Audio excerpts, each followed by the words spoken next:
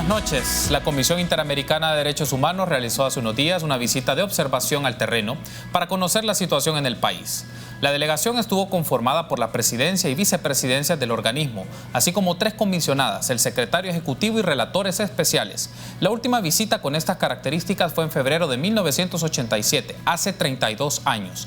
Entre los temas indagados destaca la seguridad ciudadana, memoria, acceso a la justicia, situación de migrantes, derechos de las mujeres y de personas LGBTI. Los comisionados se reunieron con funcionarios de instituciones del Estado, organizaciones de derechos humanos y comités de víctimas. Esta noche en 8 en punto hablaremos de algunos de los temas abordados en estas reuniones, así como las condiciones del sistema de derechos humanos en El Salvador. Iniciamos.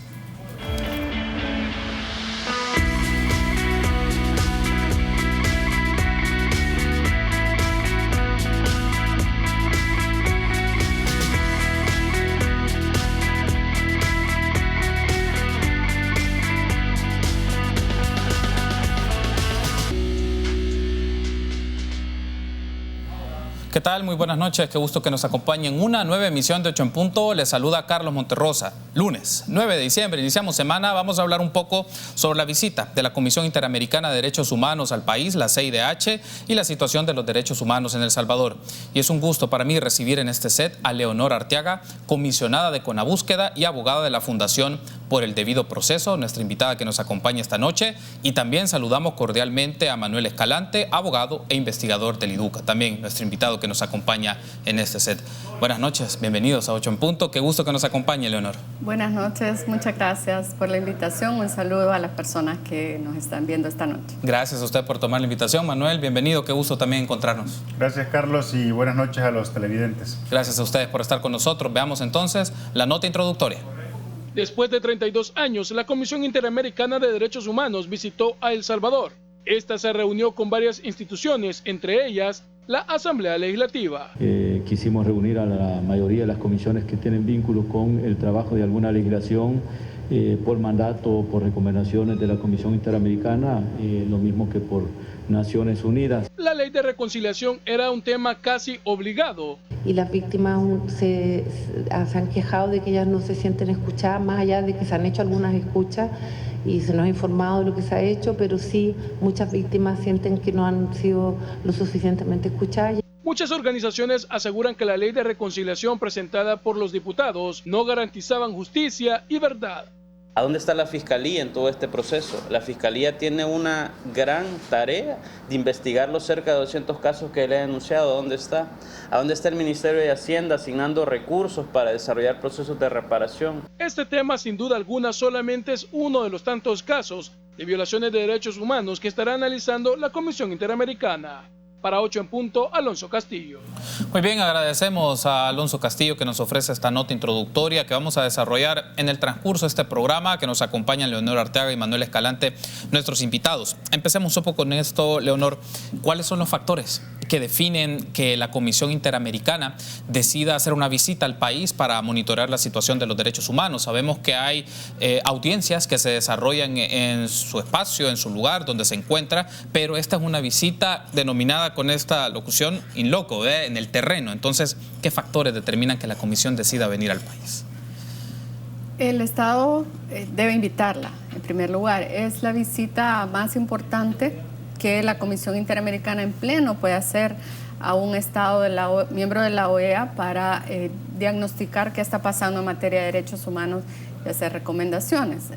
Decir que por un lado esta visita logró concretarse porque el gobierno actual en julio de este año invitó oficialmente a la Comisión Interamericana a realizar esta visita, pero también la comisión misma estaba solicitando desde hace un buen rato al Estado el permiso para visitar el país, y eso era porque muchos grupos de sociedad civil, a través de audiencias, de notas, le habían hecho llegar información sobre distintos temas de preocupación en materia de derechos humanos a lo largo de los últimos años. También había un reclamo para la Comisión Interamericana, porque ya había pasado más de 3 décadas sin hacer una visita oficial y era urgente prestarle atención al país. Eso es un aspecto relevante que menciona Leonor Manuel, que marca que tantos años, 3 décadas, 32 años de la última visita que se hizo en febrero del 87, y en este lapsus, ¿por qué una institución de estas características no hizo una visita al país?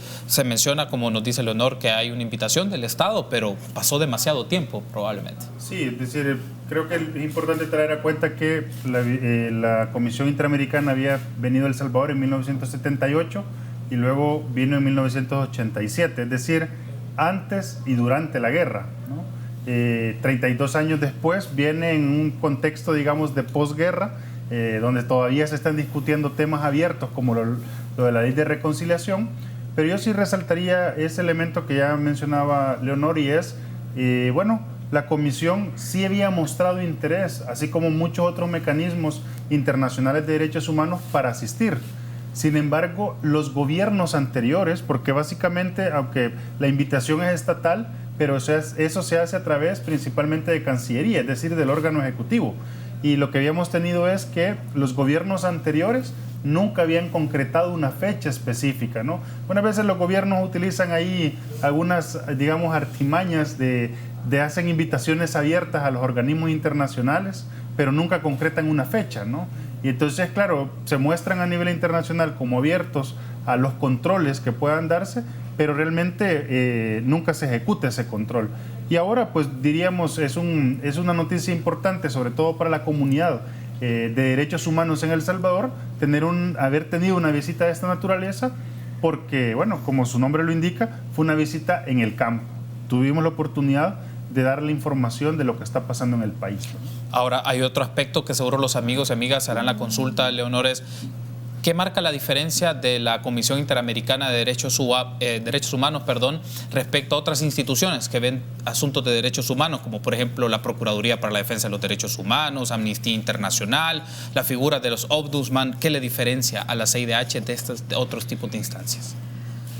Los ombudsman, y a esa categoría pertenece la Procuraduría para la Defensa de los Derechos Humanos, es una institución fundamental a nivel nacional, ¿no? Dicta recomendaciones que también deben cumplirse por parte del Estado salvadoreño para ir mejorando derechos humanos. Es decir, es un organismo que guarda algunas similitudes con la Comisión Interamericana, pero que opera a nivel nacional.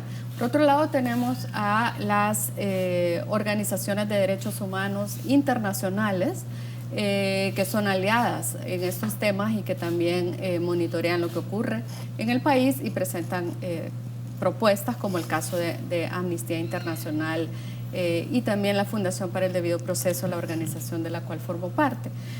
En cambio, la Comisión Interamericana de Derechos Humanos es un órgano que forma parte de la OEA, ¿no? Es decir, es un órgano internacional al cual los estados voluntariamente se han sujetado, ¿no? Quiere decir que de esa manera no podríamos argumentar en ningún momento que la visita y las recomendaciones que vendrán pronto de la Comisión Interamericana son un tipo de injerencia, etcétera, porque el Estado salvadoreño soberanamente se ha sometido a lo que la Comisión Interamericana y todas sus reglas le van guiando, ¿no? Van guiando ese camino. Entonces, es un organismo de primera importancia en América Latina y creemos que el Estado salvadoreño deberá seguir la agenda de recomendaciones. Se tiene expectativa un poco también, Leonor, sobre el informe, ¿no? Que esto se va a conocer pues en los próximos días, no sabemos cuánto la periodicidad, vamos a ampliar un poco esto en los siguientes bloques, pero se preguntarán algunos amigos ¿cuáles son los resultados que puede generar un informe de las características de lo que hace la CIDH? Porque ha hecho visitas en diversos lugares de América Latina y presenta un informe. Entonces, ¿qué resultados puede generar un informe de estas características y la postura oficial que emite una institución de este nivel? Las visitas en loco tienen 3 productos, ¿no? Le siguen 3 productos. El primero es un comunicado, que es lo que viene, digamos, pronto, ¿no? Se está esperando que la Comisión Interamericana publique este comunicado esta misma semana. En él da conclusiones preliminares de una manera más sucinta y algunas de las recomendaciones más importantes. Este comunicado ya es de obligatorio cumplimiento y nos marca la ruta. El siguiente año o en los meses por venir, la Comisión Interamericana deberá emitir un informe de país, que es un análisis completo, ¿no?, del resultado de todas sus reuniones y de todo lo que logró observar, y a la vez va a incluir conclusiones y recomendaciones que el Estado deberá seguir.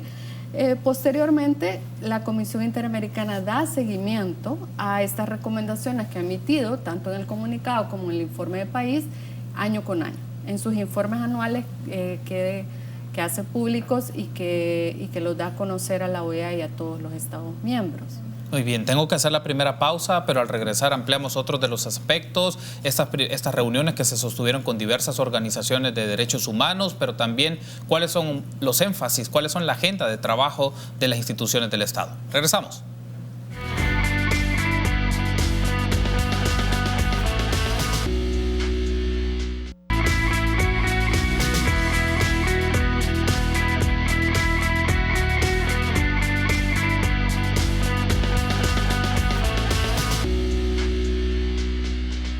Una mención importante: si estás ahorrando, estás ganando. Por cada $150 que ahorres, participas en sorteos en efectivo y premios al instante por más de $60,000. Ahorra y gana con Banco Promérica. Gracias por seguir junto a nosotros en 8 en punto.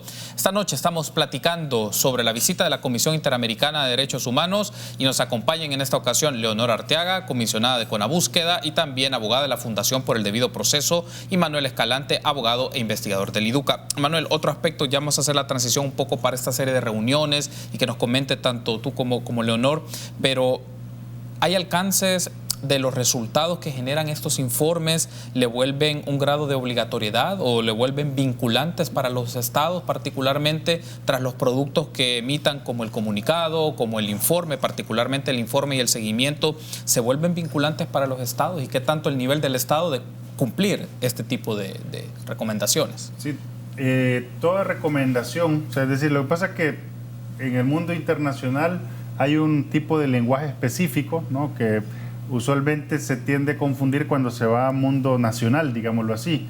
Efectivamente, lo que emite la CIDH son recomendaciones que en el mundo internacional tienen un sentido específico, y es, bueno, la Comisión le dicta al Estado de qué manera puede hacer mejor su trabajo en el cumplimiento de sus obligaciones internacionales. Y aquí viene el elemento central, y es que esas recomendaciones sí son de obligatorio cumplimiento.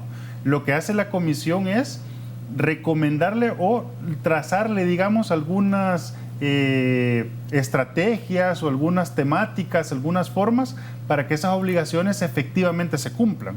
Pero el Estado tiene que cumplirlas, debe de cumplirlas, ¿no? Entonces, efectivamente, una vez hagan esas recomendaciones, el Estado debe de comenzar a ver, y con el Estado no me refiero solo al órgano ejecutivo, que usualmente se confunde, sino con todos los órganos involucrados en cada una de estas recomendaciones, debe de comenzar a darle seguimiento, como ya lo decía Leonor, porque el seguimiento del cumplimiento también lo va a estar haciendo la Comisión cada año en sus informes anuales, ¿no? Y claro, al final, si El Salvador no las cumple, estas recomendaciones, va a estar quedando como un Estado violador de derechos humanos, como un incumplidor de sus obligaciones internacionales. Y hay un elemento también curioso, y es que en el ámbito americano, muchas veces la Comisión Interamericana y la Corte Interamericana, además de hacer análisis de las obligaciones internacionales, también hace análisis constitucionales, es decir, hace de repente esos vínculos entre de la norma internacional, tiene conexión con las constituciones de los países. Dicho de otra forma, lo que nos ayuda a la Comisión Interamericana, sobre todo la sociedad civil, es a caer en cuenta que esas obligaciones internacionales no son más que obligaciones constitucionales que el mismo Estado se ha comprometido en cumplir en casa, ¿no? ¿Y le puede generar algún tipo de sanción el no cumplimiento de este tipo de recomendaciones que se vuelven obligatorias, Manuel? ¿Hay una sanción o hay algún tipo de mecanismo que le genera interpelación a las actividades, o en este caso no cumplidas por los estados? Pues sí, hay mecanismos, ¿no? Pues esos son mecanismos si estamos en el ámbito de la comisión, son mecanismos más políticos, ¿no? Es decir, algún tipo de cuestionamiento, también hay que decirlo, porque hay muchas veces, y esto se desconoce, hay, por ejemplo, préstamos internacionales a los cuales un Estado puede acceder si cumple estándares de derechos humanos. Entonces, ese también puede ser otro mecanismo económico que puede servir para presionar el cumplimiento de las recomendaciones. Claro, si una recomendación no se cumple y al contrario se comienza a incumplir sistemáticamente, eso puede dar pie a ir a la Corte Interamericana, que ya es otra instancia también de la OEA, que esta sí tiene una naturaleza más judicial y los mecanismos son distintos, ¿no? Muy bien, quiero pedir a producción si nos ponen en pantalla un full, que es un comunicado de las organizaciones no gubernamentales que lo plantearon el 2 de diciembre, justo pues al inicio de esta visita entre el 2 y el 4 de diciembre que hizo la Comisión Interamericana de Derechos Humanos. Y ahí podemos ver, digamos, vamos a ver las imágenes del comunicado, no vamos a leerlo todo, pero sí como imagen de referencia, y ahí aparece, está el IDUCA, está la Fundación para el Debido Proceso. En este caso, Leonor, le consulto, para el caso de la Fundación, ¿cuáles fueron las temáticas prioritarias para abordar con los comisionados o con el equipo esta delegación y por qué esos temas? En general estamos muy preocupados por los altísimos niveles de impunidad que existen en El Salvador, ¿no? Y es una impunidad que ha tenido un continuo desde la guerra, el fin de la guerra, el posconflicto y ahora. Y eso tiene que ver con que las instituciones de justicia, especialmente la Fiscalía General de la República, no estaba a la altura, no estaba a la altura de la historia, de las circunstancias, y hay muchísimos casos de violencia por parte de actores estatales y ahora de violencia por parte de grupos criminales que no se resuelven, no se resuelven y hemos visto que hay estos patrones de no atender las causas los casos, ¿no?, que se vienen denunciando desde hace décadas y los más recientes. También nos preocupa muchísimo la falta de atención generalizada a las víctimas, igualmente de violencia del Estado durante el conflicto armado y de violencia actual. Hemos visto que se dejó sin efecto un programa de reparaciones de víctimas del conflicto armado, que ahora la Asamblea Legislativa está empecinada en un intento por aprobar una ley que en realidad tiene efectos de amnistía, y así vemos varias formas de impunidad y de violencia, y donde no hay un antes y un después, donde el Estado no termina de reconocer sus responsabilidades y de implementar cambios. No solo la narrativa oficial es importante, vemos que este gobierno ha sido muy vocal en decir que quiere cumplir derechos humanos, y eso es muy importante, pero esa narrativa debe pasar también a la creación e implementación de políticas públicas. Ahora, en el caso del IDUCA particularmente, mantuvieron una reunión, fueron parte de reuniones, también como la Fundación para el Debido Proceso, por el Debido Proceso, pero Manuel, ¿cuáles eran los temas que querían posicionar ante esta delegación y cuál fue la interacción, qué resultados generó de esta serie de reuniones? Sí, nosotros particularmente como IDUCA participamos en 2 reuniones temáticas. Uno fue relacionado a justicia transicional, y donde nosotros resaltábamos principalmente el poco enfoque, digámoslo así, o el errado enfoque de la Asamblea Legislativa en la formulación del nuevo proyecto de ley, puesto que pareciera ser que no han entendido que las víctimas deben de ser el centro y que los victimarios, las partes en conflicto, pues deben de someterse al proyecto de ley que se estaría elaborando, ¿no?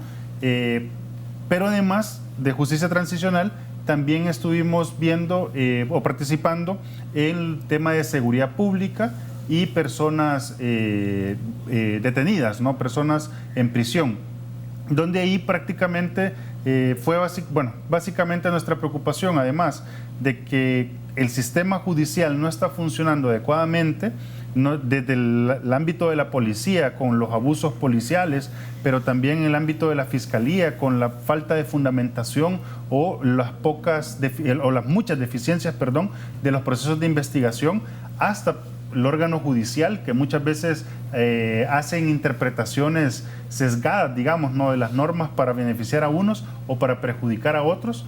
Entonces nosotros señalábamos eso, pero también resaltábamos un elemento que nos preocupaba particularmente, y es el tema de la militarización.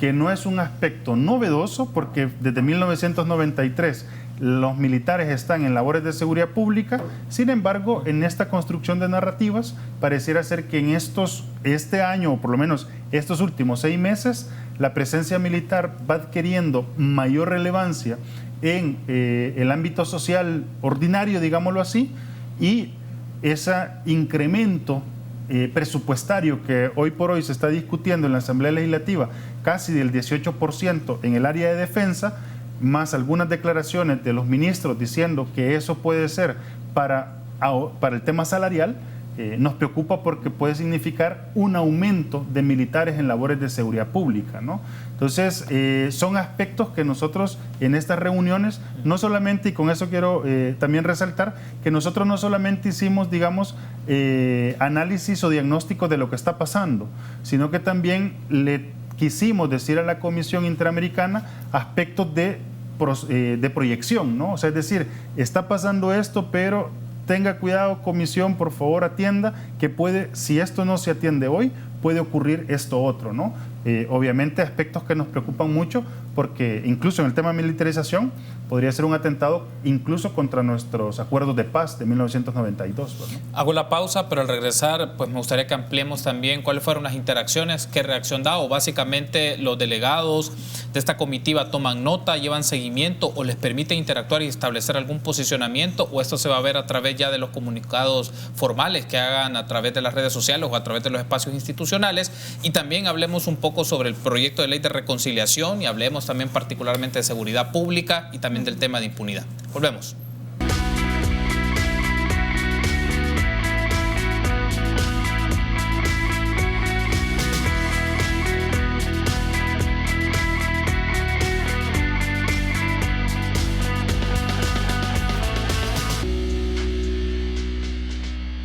Gracias por ser junto a nosotros en 8 en Punto. Recuerde que usted puede interactuar con nosotros a través de las redes sociales. @8 en Punto es el espacio en Twitter donde usted puede brindarnos sus preguntas y comentarios, pero también a través de la transmisión de Facebook Live de Canal 33. Preguntas, comentarios del tema que estamos desarrollando en el transcurso de esta hora sobre la visita de la Comisión Interamericana de Derechos Humanos y la situación de los derechos humanos en el país. Platicamos con Leonor Arteaga y Manuel Escalante. Leonor, ahora hablemos un poco sobre los principales obstáculos que desde su lectura o desde su perspectiva mantienen la impunidad y la falta de acceso a la justicia. Podemos verlo desde el tema de garantizar la justicia a las víctimas, familiares de las víctimas, pero también en el caso de su área de trabajo en Conabúsqueda. ¿Cuáles considera usted que son esos principales obstáculos? Bueno, El Salvador es un país donde los sectores de poder, ¿no? A veces visibles y a veces de manera oculta, siguen actuando, ¿no? Y están en buena medida detrás de muchas de las decisiones institucionales. Se ha sabido por algunas investigaciones periodísticas que hay vínculos de funcionarios con actuaciones ilícitas. En algunos casos se trata de temas de corrupción muy anquilosada, ¿no? En las instituciones estatales. Y para el caso del conflicto armado vemos que muchos de los actores del conflicto en uno y otro bando siguen siendo parte del Estado y siguen siendo personas con distintos tipos de poder que han dominado una narrativa a favor del perdón y el olvido, ¿no? Y que han dejado de lado las víctimas y que han impuesto a la sociedad artificialmente una idea de que en El Salvador todo está bien en la medida en que guardemos silencio y que no recordemos nuestra propia historia. En ese sentido es importante digamos, que El Salvador pueda ir dando cuenta de quiénes son estos actores de poder que están detrás de las instituciones. Adicionalmente, las instituciones, sobre todo las que son, cuyos titulares son electos por la Asamblea Legislativa, bueno, no siempre estas elecciones se dan en el marco de procesos transparentes, meritocráticos. y eso incide en que muchas de las instituciones no tengan al frente las personas idóneas y con el suficiente liderazgo para provocar cambios. Ahora, aprovecho porque nos permite, voy a poner dos temas en discusión que tienen que ver con justicia transicional, con el proyecto de ley de reconciliación, un tema que se ha debatido y se seguirá debatiendo ante también la prórroga que ha brindado la Sala de lo Constitucional, y el tema de la seguridad pública. Para eso nos vamos a aprovechar de unas declaraciones que nos brindó la diputada Nidia Díaz hace unos días, que estuvo en este set de 8 en punto y que habló sobre el proyecto de ley de reconciliación y por dónde pasa particularmente los retos o dónde pasan los temas de decisión sobre justicia transicional. Escuchemos. ¿Cuáles son los puntos más controversiales? Lógicamente es la justicia transicional, porque no va a ser cualquier tipo de justicia, sino aquella que sea en una transición el posconflicto, aunque fue largo esa transición, ¿verdad? Para nosotros, porque no se aplicó ninguna ley, por la ley de amnistía que había.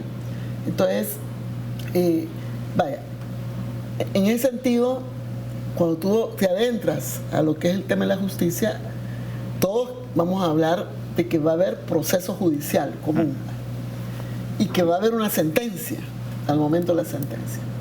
¿A dónde va a entrar una diferencia? En que si el imputado reconoce su participación, da información, colabora, ¿verdad?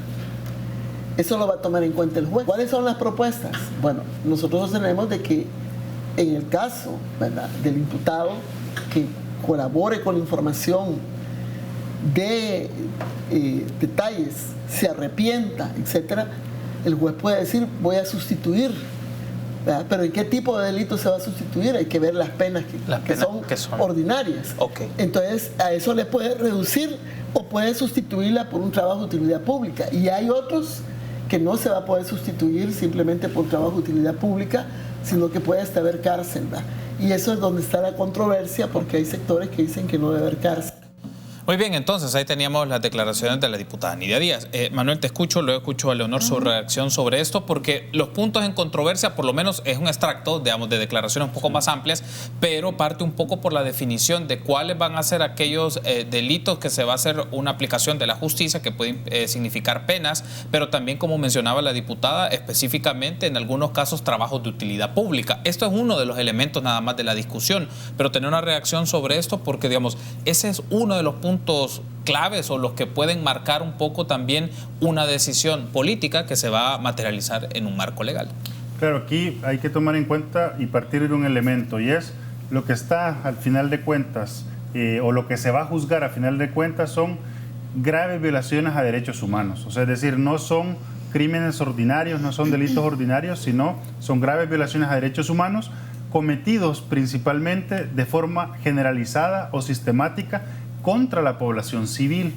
Entonces, no estamos hablando de poca cosa, y además son crímenes de lesa humanidad, por lo tanto, no solo son asuntos que interesan a los salvadoreños, sino a la humanidad en su conjunto.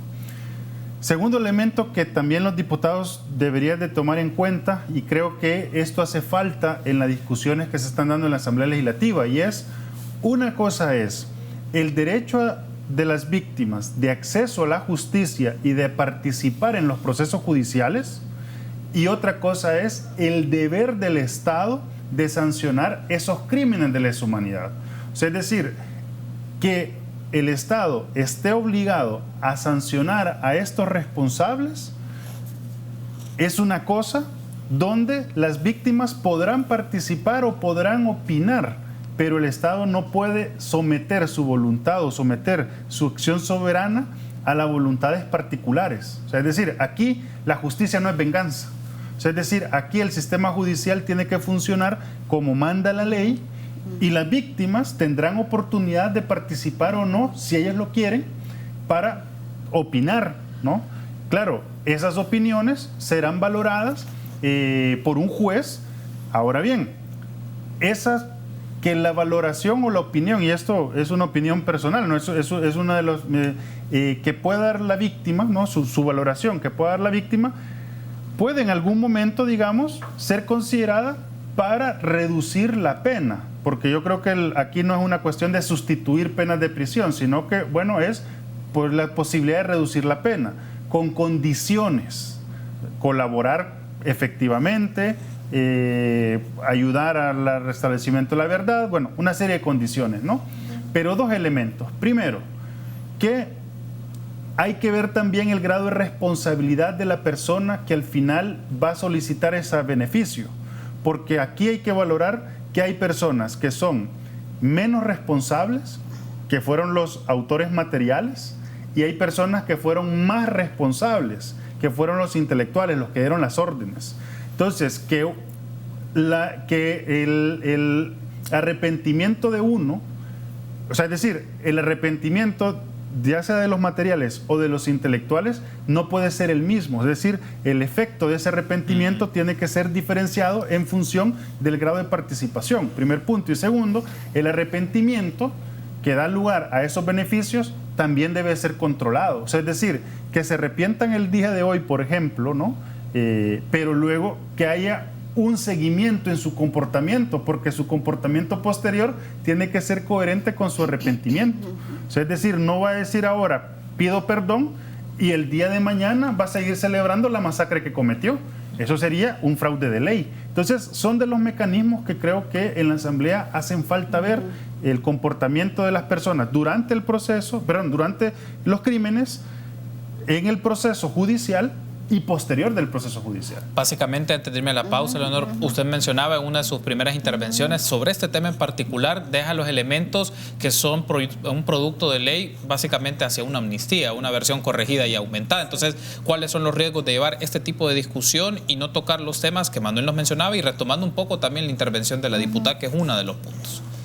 Bueno, yo me alegro que la diputada Nidia Díaz se haya referido a elementos esenciales de la justicia transicional. Quiero dejar muy claro que cuando hablamos de justicia transicional no nos referimos a no cárcel, ¿no? Nos referimos a procesos especiales de justicia diseñados para ordenar crímenes masivos, como los que se cometieron en el caso de la guerra salvadoreña, y también una forma de dar justicia en la cual haya abundante participación de las víctimas, de tal manera que justicia transicional no es igual a impunidad.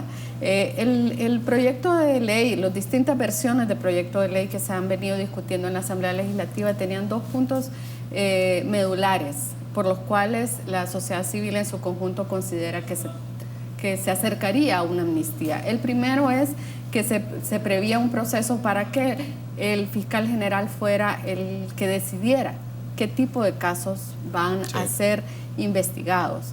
En otros países este tipo de procesos podría ser quizás válido, pero en El Salvador hay enormes dudas del rol que ha jugado a lo largo de los años la Fiscalía General de la República.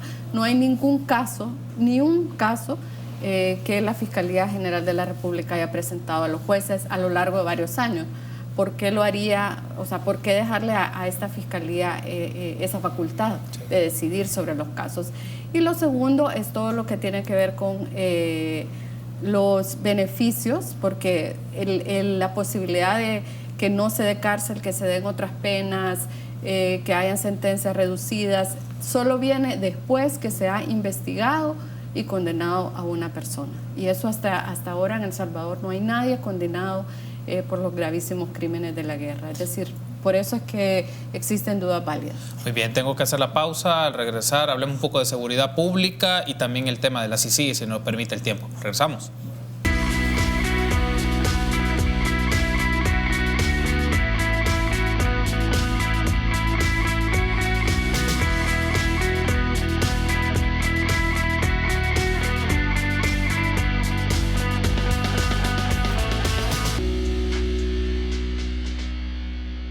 Muy bien, último bloque, y para iniciar quiero pedir a producción nos pone en pantalla un full, que es un tuit de una declaración del director de la Policía Nacional Civil, el director Arriaza Chicas, en el cual es una reunión que sostuvo la Policía Nacional Civil, o el Gabinete de Seguridad, para ser más preciso, con los miembros de la Comisión Interamericana. Hemos expuesto ante los delegados de la Comisión Interamericana de Derechos Humanos el desarrollo del Plan Control Territorial, con el firme compromiso de combatir la delincuencia dentro de la normativa que la Constitución y las leyes salvadoreñas no facultan. Ahora, en función de esto, consulto, Manuel, particularmente, ¿qué aspectos puede monitorear la Comisión Interamericana sobre el Plan Control Territorial? Es una apuesta reciente que tendrá 4 meses, más o menos, poco más quizás, pero ¿qué elementos puede tener en consideración esta comisión desde la lectura que también le han estado brindando las organizaciones de derechos humanos en ese tema específico? Quizás el primer punto a resaltar es que fue un asunto que se lo hicimos ver a la comisión en distintos momentos, es que este tipo de políticas, como el Plan de Control Territorial particularmente, no se conocen en El Salvador. Es decir, no ha habido un momento en donde el gobierno haya interactuado con la comunidad de derechos humanos, que somos especialistas en esta área, para que se explique, ¿no? Mucho menos con la ciudadanía. Es decir, el Plan de Control Territorial no se conoce como una política pública en ese sentido, no públicamente. Claro, en ese punto la comisión, digamos, es privilegiada porque ella sí conoció, al menos entiendo yo, y puede que me equivoque, una presentación, o sea, es decir, no le dieron un documento físico, sino que le hicieron una exposición. Pero bueno, ¿qué cosas puede ver? La comisión puede evaluar, por ejemplo, bueno, el uso excesivo de la fuerza o la manera en cómo el Estado está actuando. Me llama la atención del tuit, por ejemplo, que habla de lo que nos permite la Constitución y las leyes salvadoreñas, pero la comisión evalúa no solamente el marco normativo nacional, sino el internacional, es decir, la comisión evalúa los estándares internacionales. Y aquí en El Salvador se da un problema que no solo es de este gobierno, es un problema que viene desde hace mucho tiempo, que es el tema de la detención provisional. La detención provisional, sobre todo en sede de policía, en nuestro país es de 72 horas. En estándares internacionales es de 48 horas. Ahí ya hay un punto de infracción, es decir, El Salvador está incumpliendo sistemáticamente con compromisos internacionales y afectan los derechos humanos. Entonces yo esperaría que, claro, al hacer esa exposición, también la comisión evalúe estos elementos. En el tema de seguridad ciudadana, como fuiste parte de las mesas de reunión con los comisionados o con los delegados de esta comisión, Manuel, ¿cuál fue la reacción sobre el tema de seguridad pública? ¿Tuvieron una reacción de las personas de esta delegación sobre el tema o básicamente su rol era tomar nota, prestar atención y básicamente sistematizar información de lo que le brindaban? Fue básicamente eso, ¿no? Escucharnos y agradecernos por la información.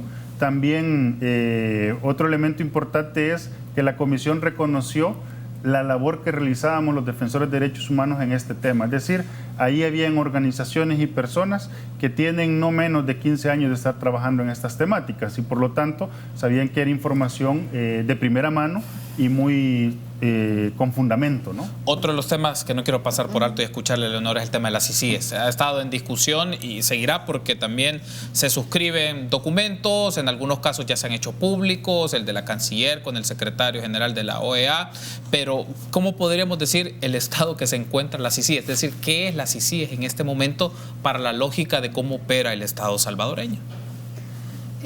La CICIES se presentó como un proyecto del Ejecutivo, particularmente el presidente ha sido el abanderado, ¿no? Y en un momento se vendió como una iniciativa que era una realidad, cuando en realidad está, valga la redundancia, arrancando, ¿no? Iniciando en el marco de muchas dudas y críticas. Primero que decir que hay un consenso, un convencimiento de muchos sectores nacionales e internacionales de que El Salvador necesita un auxilio internacional experto, ¿no? Que el Estado salvadoreño ha perdido la capacidad de autodepurarse y que se necesita un organismo similar a la CICIG en Guatemala, a la MAXI en Honduras, que pueda hacer frente a esta impunidad sistemática que sabemos que existe y que pueda develar las redes lícitas, ilícitas y la cooptación del Estado que se ha dado por muchos actores, no solo para purgar enemigos políticos y personas en particular.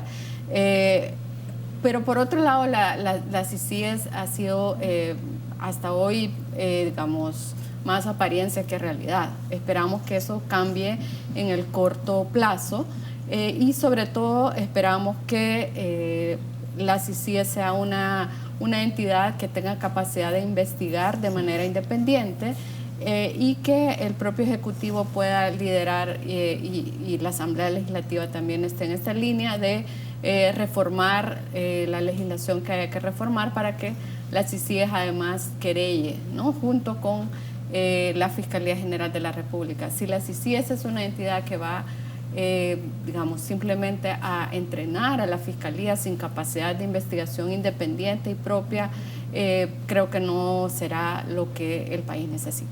Muy bien, vamos a darle paso a las preguntas y comentarios de los amigos que nos ofrecen a través de las redes sociales. Eso permite tener una reacción de nuestros invitados y tener su valoración final. Pues bien, lo podemos poner en pantalla en este momento, algunas preguntas o comentarios. Se menciona, el Estado salvadoreño solo reconoció la competencia de la CIDH hasta el 6 de junio de 1996, pues la competencia de la misma está sujeta en términos restrictivos, la cual está sujeta a la reserva, numerales 1 y 2, según el comentario del amigo. Mauro, y si no se cumple con lo que se pudiera decir justicia para las personas ofendidas o víctimas de crímenes de lesa humanidad, ¿la OEA o la ONU pueden imponerle sanciones a El Salvador?, pregunta Mauro. ¿O qué vienen a hacer aquí? ¿O qué exactamente han sido las manifestaciones ante todo este caos judicial, según el comentario o la pregunta de Mauro? Nuevamente, el numeral 1 del Estado reconoce como obligatorio de pleno derecho y sin convención especial la competencia de la CIDH de conformidad con lo dispuesto al artículo 62 de la Convención Americana de Derechos Humanos o Pacto San José, según el comentario de esta cuenta. Bien, tenemos entonces esos comentarios, tener tu reacción, Manuel, y cerraría con Leonor. Sí, no, yo creo que resaltaría un elemento conectándolo con el tema de conflicto armado en la actualidad. La Comisión de la Verdad en El Salvador terminó en sus recomendaciones diciendo: nada de esto hubiera ocurrido, o sea, nada de esas graves violaciones hubiera ocurrido si el sistema judicial hubiese funcionado adecuadamente. Lo mismo está pasando ahora, es decir, la corrupción o los abusos de poder o las violaciones cometidas por las pandillas no se hubieran resuelto si el sistema judicial estuviera dando una adecuada respuesta, ¿no? Entonces, es un problema sistemático que tenemos en nuestro sistema judicial y que incluso nosotros también, como Educa, estamos monitoreándolo desde la perspectiva de la instalación de las CICIG, ¿no? Muy bien, cerraría con Leonor. No existen sanciones en el derecho internacional, ¿no? En la Comisión Interamericana de Derechos Humanos no va a venir con un policía a decirle al Estado salvadoreño qué es lo que debe de hacer. Más bien el Estado salvadoreño, y en este caso el gobierno, tiene la oportunidad de seguir una agenda de derechos humanos a partir de las recomendaciones que le haga la Comisión Interamericana, y toda la sociedad civil debemos acompañar este proceso. Lo vemos como el momento histórico para que el gobierno de El Salvador realice los cambios necesarios. Quiero darle las gracias por haberme acompañado. Leonor, ha sido un gusto. Manuel, ha sido un gusto. Gracias. Y espero que nos volvamos a encontrar siempre en este espacio de entrevista. Buenas noches, gracias. Muchas gracias, buenas noches. Buenas noches. Gracias por haber estado con nosotros y a ustedes también, amigos. Será hasta mañana, 8 en punto.